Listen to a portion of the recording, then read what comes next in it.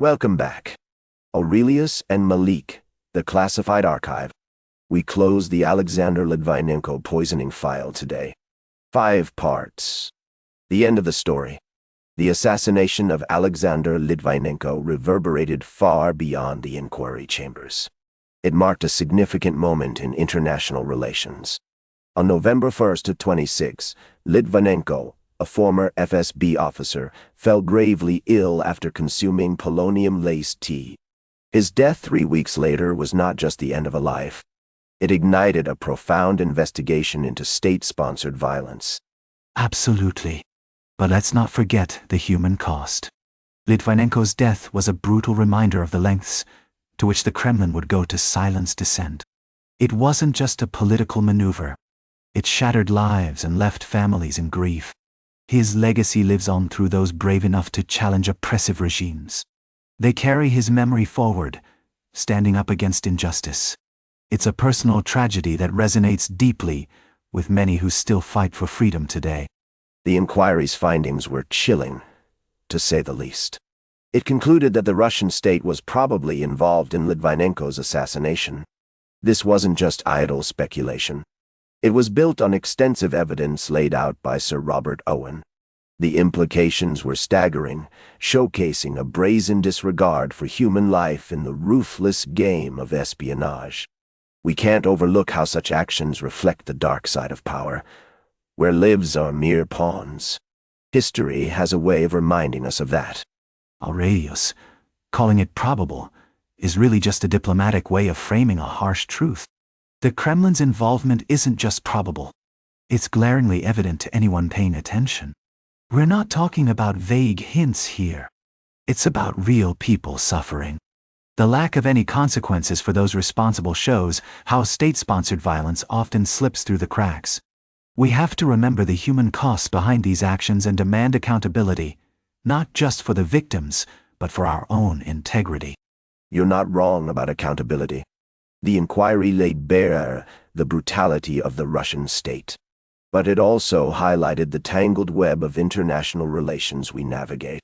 When we see these incidents happening over and over, it points to a systematic approach to quashing dissent. History shows us that powerful nations will always find ways to maintain control and silence those who challenge them. We can't ignore these patterns. They tell us a lot about human nature and governance. But that perspective overlooks the real implications for individuals. Litvinenko was far more than just a statistic. He was a human being with a loving family. His widow, Marina, has stepped into the spotlight as a powerful voice for justice and accountability. She tirelessly reminds us that every political move has a personal story behind it, filled with loss, love, and resilience. We can't forget the human cost in these narratives, and that's what makes them truly impactful.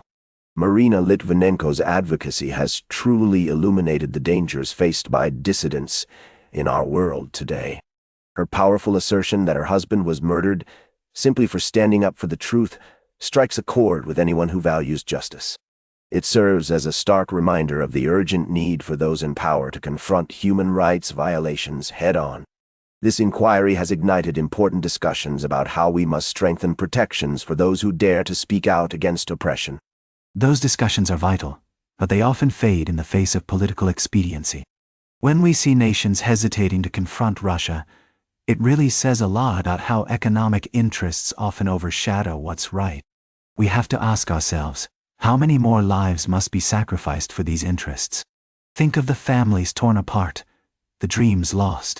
It's a troubling reality that we can't ignore. We need to find a way to put people first. That's a fair point. The geopolitical implications of the Litvinenko case are vast and unsettling. It's forced us to confront the chilling reality of state-sponsored violence in a way we can no longer ignore.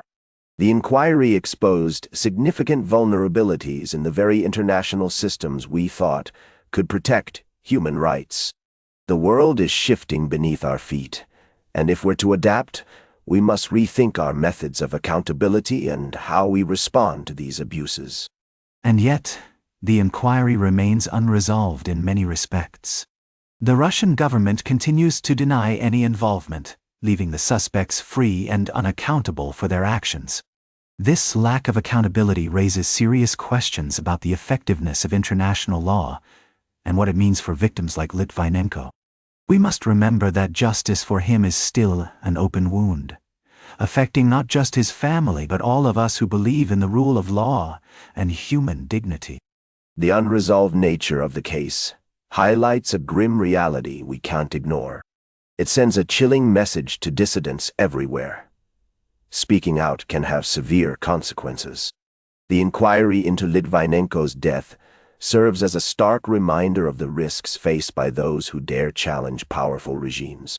We must remain vigilant, always aware that the struggle for truth often comes at a steep price. History teaches us that silence can be just as dangerous as the truth itself. Exactly. And it's a call to action for all of us. The legacy of Alexander Litvinenko should inspire us to confront uncomfortable truths. We can't shy away from the hard conversations. We must advocate for those brave souls who risk everything to expose the truth. Think about the human cost involved. The price of silence is far too high, and we owe it to those who suffered to pursue accountability relentlessly. Their stories matter, and so does our response. The question lingers. What price are we willing to pay for the truth? The assassination of a single individual has exposed systemic vulnerabilities that run deep. It's a stark reminder of the complex interplay between power, secrecy, and accountability. We must recognize that history will judge us, not just for the act itself, but for how we choose to respond to these revelations. Will we confront the uncomfortable realities or bury our heads in the sand? The choice is ours. And that closes the Alexander Litvinenko poisoning file. 5 parts. One complete story. The full series lives on the Classified Archive, part of the Archive Network. There's no shortage of files. Browse what pulls at you next.